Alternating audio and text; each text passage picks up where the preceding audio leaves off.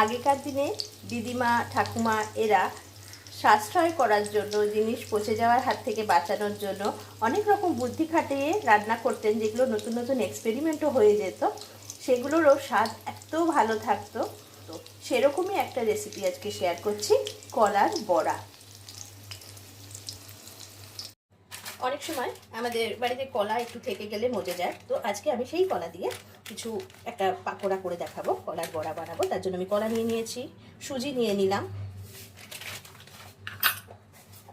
পরিমাণ মতো চিনি নিয়ে নিচ্ছি। চিনিটা বেশি দেবো না, কারণ কলার মিষ্টতা আছে। এবার বাইন্ডিংয়ের জন্য চালের গুঁড়ো নিয়ে নেব, এতে বড়াটা ক্রিস্পিও হবে আর আঁটোসাঁটোও হবে। এই সব কিছুকে এবার ভালো মতো একসঙ্গে মেখে নেব।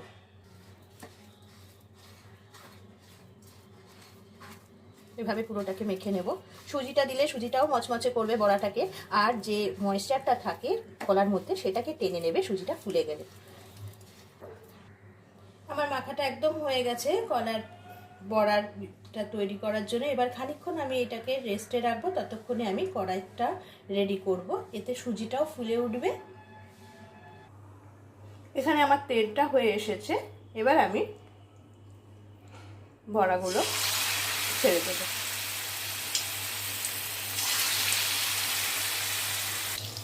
বড়াগুলোর এক পিঠ হয়ে গেছে, উল্টে আর একটা পিঠ দিয়ে দিয়েছি তেলের মধ্যে।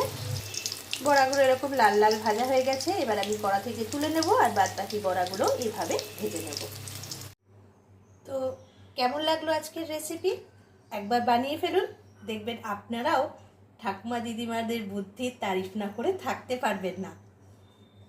আশা করবো একবার বানাবেন, এবং কেমন হয়েছে রেসিপিটা অবশ্যই লাইক শেয়ার কমেন্ট করে জানাবেন। আমার সঙ্গে এতক্ষণ থাকার জন্য থ্যাংক ইউ।